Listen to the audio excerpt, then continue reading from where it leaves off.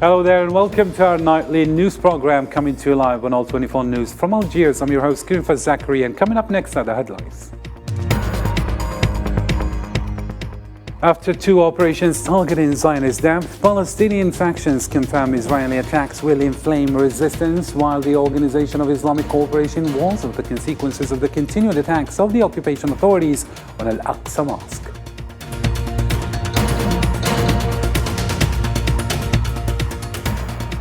Coming up next as well, Saudi officials arrived in Iran to discuss procedures for opening Kingdom's embassy in Tehran and its consulate in Mashhad, embodying Beijing agreement to restore relations between Saudi Arabia and Iran. And an Omani-Saudi delegation arrives in Yemen for ceasefire talks with the Houthi group.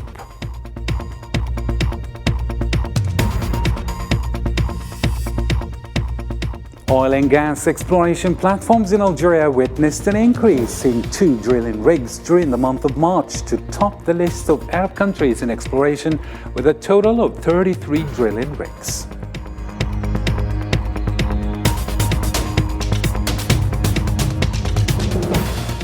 Also ahead, China announces maneuvers simulating a real encirclement of Taiwan as a response to the provocative acts by the United States.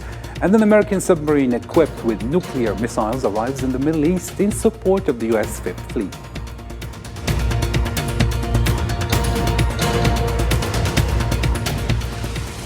And finally, you'll be watching in our program more than 2,500 fasting people attend a group iftar in the streets of Algiers in a show of cohesion and solidarity during the holy month of Ramadan.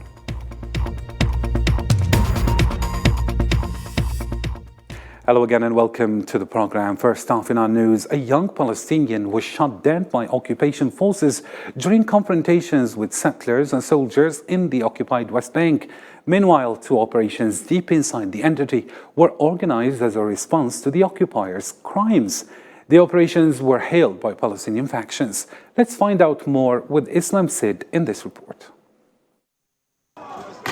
The Zionist aggression against the Aqsa Mosque did not go unnoticed. Palestinian response came quickly from the heart of the Zionist entity, where two operations killed 3 settlers. The operations came in response to the escalation of the occupation's crimes against the worshippers of the Holy Aqsa Mosque and was hailed by the Palestinian factions.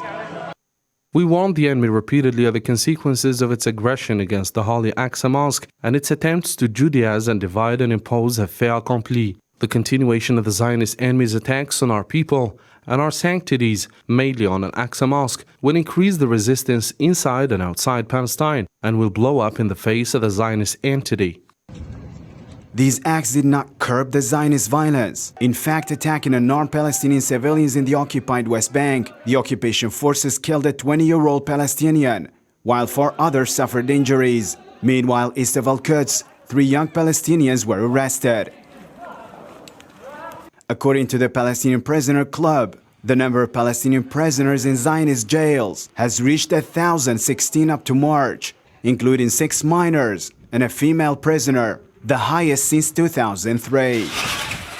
Scenes of killing, arresting, and violating the sanctities of Muslims even during the holy month of Ramadan have become the new normal of the brutal occupation. Since the beginning of the year, the Zionist crime brings up the number of Palestinians killed to 95, including 17 children and an old woman. Still with the occupied Palestine, where 3 Palestinians were injured during confrontations with Zionist occupation forces on Friday night and Saturday morning south of the occupied West Bank. According to Palestinian security sources, the Palestinian News confronted soldiers after raiding a Arub refugee camp. The soldiers used live bullets and fired tear gas bombs at the youth and homes, dozens suffocated from inhaling gases.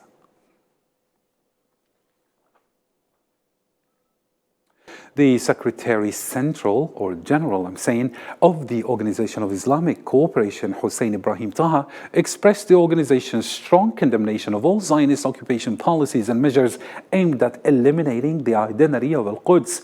During the meeting of the Executive Committee of the Organization of Islamic Cooperation at its headquarters in Jeddah in Saudi Arabia, Taha stressed that Al-Quds is a fundamental part of the occupied Palestinian territory and the capital of the state of Palestine.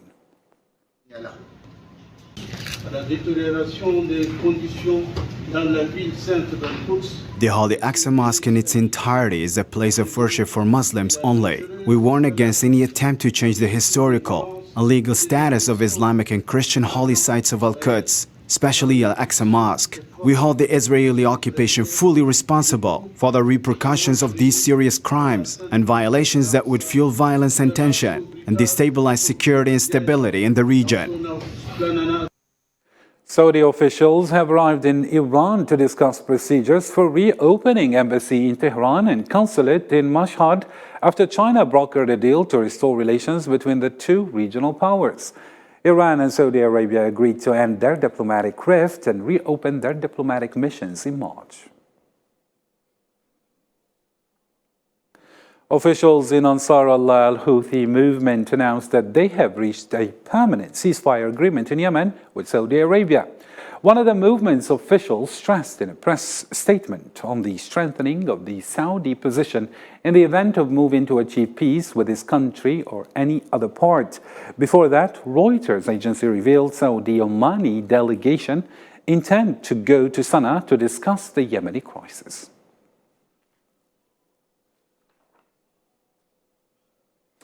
Iraqi President Abdel Latif Rashid condemned Turkey on Saturday for bombarding an area near Suleymaniye Airport in the autonomous Kurdish region, a flashpoint between the two governments.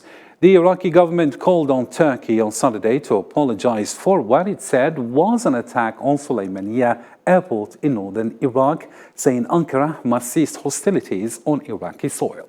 The Iraqi presidency said in a statement that Turkey had no legal justification to continue, quote, intimidating civilians under the pretext that forces hostile to it are present on Iraqi soil, end quote. The statement added, quote, in this regard, we call on the Turkish government to take responsibility and present an official apology, end quote. Greek defense minister expressed his desire for continued rapprochement in Turkish-Greek relations. In a statement to the Greek newspaper Tania, the defense minister revealed that he enjoyed excellent hospitality and a sincere and positive family atmosphere during his visit to Turkey last Tuesday. Panagiotis announced that his visit was aimed to improve bilateral relations, noting that the visit is the first of its kind by a Greek defense minister to Turkey in 20 years.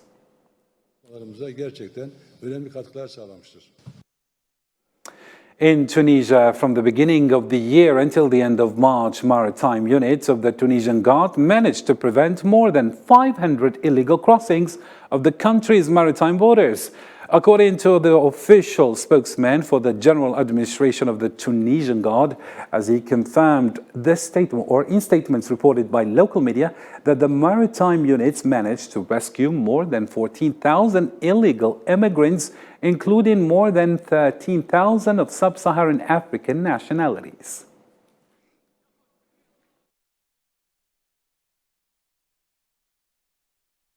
On Saturday evening, thousands of Moroccans are expected to go out in many cities to express their anger over the high prices and social oppression in response to the calls of the Moroccan Social Front, which includes about 45 Moroccan unions, associations and political formations that reject the unjust practices of the royal palace.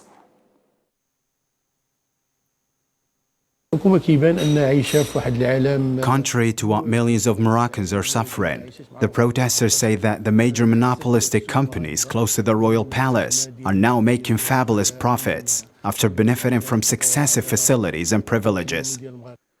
To some economy news now, a report by the American company Baker Hughes showed that Algeria topped the Arab countries in terms of the increase in the number of oil and gas rigs by 2 during the month of March, bringing the total to 33 rigs, an increase that reflects Algeria's tendency to intensify oil and gas exploration and expand investments in this field, especially after the recent discoveries it has made.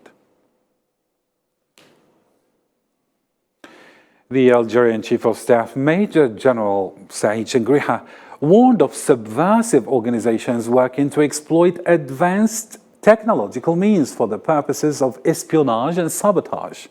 According to a statement by the Algerian Ministry of Defense, Shingriha confirmed during his work and inspection visit to the National Gendarmerie Command on Saturday that cyberspace has become a scene of organized crime and attacks against government websites, noting that the advanced technological means used by subversive organizations are considered dangerous weapons targeting the information system of sensitive and vital national sectors.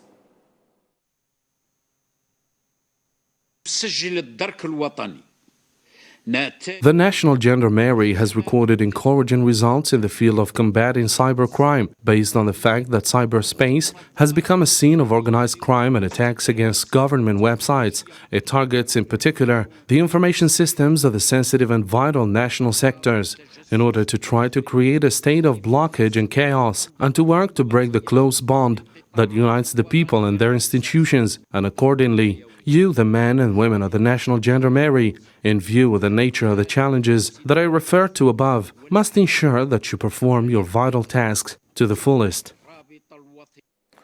To the developments in neighboring Libya now, the head of the United Nations, The head of the United Nations Support Mission in Libya, Mr. Abdullah Bathili, called for achieving historical unity and agreeing on a political path leading to a solution to the crisis in Libya, urging the parties to support holding the elections this year. For its part, the Joint Committee 5+5 expressed its full support for all stages of the electoral process. More with Osama Ayadi in this report. The Libyan Joint Military Committee 5+5 and the leaders of the Mediterranean security units from the western, eastern and southern regions confirmed their readiness to provide all forms of support to secure the elections in all its stages. This meeting tonight is a symbol of unity and a symbol of a new Libya, a sovereign Libya. I reiterate the call I made to the mayors and call upon you to play your part in enabling the holding of free and fair elections this year. This came at the conclusion of the committee's meeting with military, security and field leaders in various Libyan regions in the presence of the UN Secretary-General's envoy to Libya, Abdullah Bathili, in the city of Benghazi. In a statement, the conferees affirmed their readiness to support the elections and the efforts of the Joint Military Committee 5+5 in expelling foreign fighters. The participants in the meeting also agreed to start practical measures to address the problems of the displaced and to ensure their safe return in coordination with concerned security agencies in various regions of Libya. The sense of inclusiveness and reconciliation is prominent, reversing a painful path and moving towards hope for Libyans. I wish in that regard to acknowledge the collective efforts of the 5+5 GMC, who have strived to engage all key security and military actors in order to foster peace and stability in Libya. The committee members set the date of the next meeting after the holy month of Ramadan in the city of Sabha. The Benghazi meeting comes about 2 weeks after a similar meeting in the capital, Tripoli, during which it was agreed to reject foreign interference in Libyan affairs, to continue working on the path of unifying military and security institutions and the rest of the state institutions, and rejecting fighting and violence in all its forms, along with creating a unified government to supervise the elections. The chairman of the Transitional Sovereignty Council in Sudan, Mr. Abdel Fattah al-Burhan, renewed his commitment to the current political process in his country, stressing the armed forces' huge efforts to spare Sudan from falling into dangers. Al-Burhan said in statements that there is no return to the dark period that Sudanese experienced years ago, calling for support for the security and stability of the country. Sincerely, I want them to move aside. We as Democratic Bloc and the Central Council are all displaced. We make room for others besides ourselves, because we wasted 4 years talking about the same conversation. We kept thinking about the homeland instead of thinking about momentary gain. Moving on to a different topic now, 44 people were killed due to several attacks committed by armed groups in northern Burkina Faso overnight from Thursday to Friday. The raids took place in the villages of Kourakou and Tondoubi in the Sahel region of the West African nation. These attacks have not been claimed, but the Burkinabe authorities refer to armed terrorist groups. Local authorities and police in Nigeria's Benue state reported on Saturday that at least 74 people had been killed in two separate gunmen attacks this week. The most recent clashes in a region where violence is frequent. Recent years have seen an increase in violence as farming land has grown in size due to the population growth, leaving less space for cattle herds of nomads to graze in the open. Speaking to service members of Ukraine's security forces, Ukrainian President Volodymyr Zelensky commented on the situation in Russian-occupied Crimea as Ukraine is rumored to start a counter-offensive in the coming weeks or months to wrest back occupied territory. Here's Sofian Kinture. Ukrainian President Volodymyr Zelensky said that there is no alternative in restoring Crimea, stressing that the world should be aware that respect and order will only return to international relations once the Ukrainian flag is restored in Crimea. Unfortunately, the Crimea land is under the Russian flag, under which evil is ruling. Humiliation, repressions, killings, war. However, where the path of evil took its beginning, victory awaits us. I'm sure victory over this evil. The deoccupation of Crimea has no alternative, not only for Ukraine, but for the whole world. Meanwhile, U.S. officials accused Moscow of being behind the leaking of classified documents from the U.S. Defense Department, Ukraine's combat capabilities and potential weaknesses, as well as NATO's efforts to help Kiev. We are aware of the reports of social media posts, and the Department of Defense is reviewing the matter.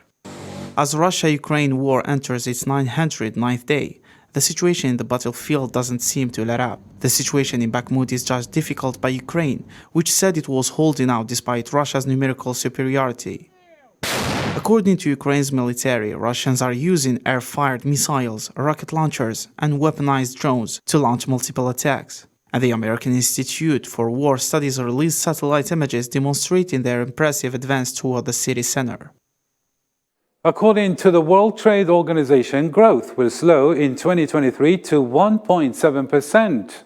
According to its annual trade statistics, that is, due to the consequences of the war in Ukraine and the doubling of inflation rates, in addition to the tightening of monetary policy in the United States of America and financial market uncertainty. Salman Sib reports. A multitude of crises have placed the world on a path towards a profoundly unjust economic future and doubtful expectations regarding the growth of world trade during the year 2023, as World Trade Organization in its latest forecast confirms that the global trade growth rate will decline by 1%, provided that it will reach 1.7% during the current year, after it grew last year by 2.7%. The reason why the volume of world merchandise trade has been weighed down are the effects of the conflict in Ukraine, high inflation, tighter monetary policy, and financial market uncertainty. Geopolitical tensions are a definite downside risk. And we see more and more of that tension occurring. Global food insecurity and also the fallouts from monetary policy tightening and inflation. And of course, we also have the financial instability we've recently seen from the banking sector, although that seems to be tamping down, but it's still a little bit of a source for worry. Despite the multiple World Trade Organization low expectations, its economists, for their part, said that the global gross domestic product at market exchange rates will grow by 2.5% in 2023. Meanwhile, projections for trade and gross domestic product growth in 2023 are below the average for the past 12 years, of 2.6% and 2.7% respectively. The global organization also revealed that the average price of wheat increased by 44% on an annual basis, while the value of traded wheat increased by 31%, which resulted a decline of 7.5% in the volume of global wheat trade. As for commodity prices, were also severely affected by the doubling of inflation rates, especially those related to natural gas prices in Europe, which rose by 48% during the first 6 months of last year. Regardless of all the factors mentioned above about the World Trade Organization growth low expectations in 2023, however, this one is more optimistic for the year 2024, as it sees a growth rebound to 3.2%. China began military drills around Taiwan for 3 days starting from Saturday after the island's president returned from a visit to the U.S., where she met with the Speaker of the U.S. House of Representatives. Sarah Farjani has more details in this report.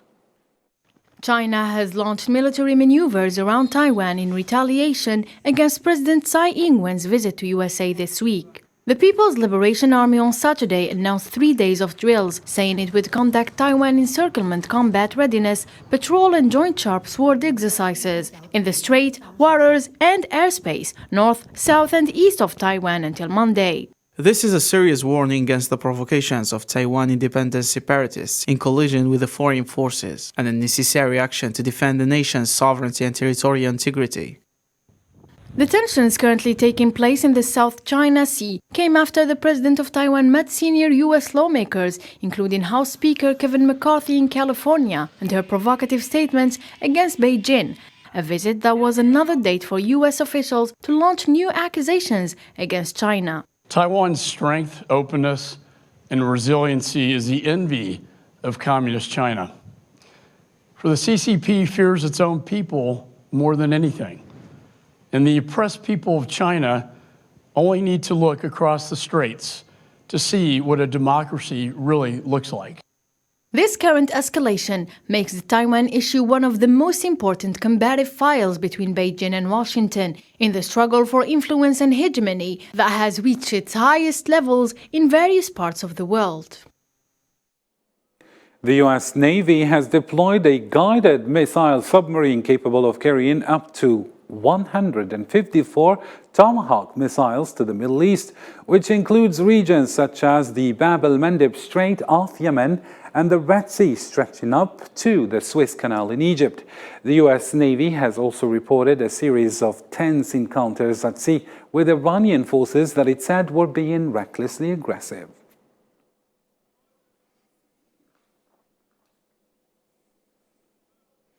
And finally in our news, Ramadan is the perfect time to show solidarity and Islam's principles and teachings. In Algeria, here in the capital Algiers, breaking fast with iftars outside home is a special experience where both Algerians and foreigners alike indulge in great festive atmosphere. Our own Hossein Berkand went there and brought us the following. Ramadan is the time to not just fast and pray, but also celebrate with your family and friends. Breaking fast with iftar outside home is a special experience you can indulge in here in the capital Algiers. Iftar is when people who are taking part in Ramadan come together to break their fast. People in Algiers celebrate the spirit of Ramadan around long tables that extend from the central post office of Algiers to Maurice Audin Square. This is where more than 2,500 people are served fruits, drinks and a sumptuous meal in an organized iftar group, marked by a joyful atmosphere. All Algerian families come together around one table in the show of Ramadan spirit. The local authorities are making great efforts to facilitate this event. I also thank the citizens for their understanding and their display of Ramadan spirit towards their Muslim brothers and sisters. This brotherly act is held during Ramadan to mark the Muslim fasting month. The iftar this year is held in the presence of foreigners and visitors who are curious to learn about the customs of the locals. It's very generous and great to see how the community comes together in an evening. It doesn't really happen in like the UK or like Europe. You see this sort of large, everyone coming together, so it's very nice to see. I came here yesterday. I think Ramadan's being very strict, like everyone here is partaking and everyone's, focusing on it and everyone's focusing on the spirituality. The community coming together for iftar during the month of Ramadan is something amazing and unique. We don't see such a thing in UK.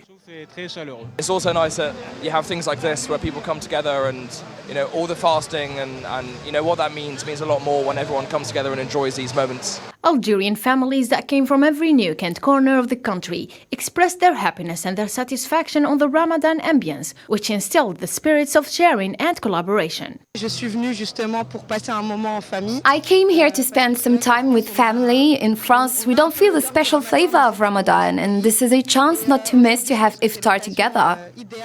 Attended by a large number of foreign nationals and Algerians from all parts of the country, the event indeed presented an opportunity for who were fasting during the holy month while away from their families to have an excellent cozy atmosphere, and for workers who would have otherwise needed to shell out at least about 2,000 dinars per meal, they are fed to their fill without spending a penny.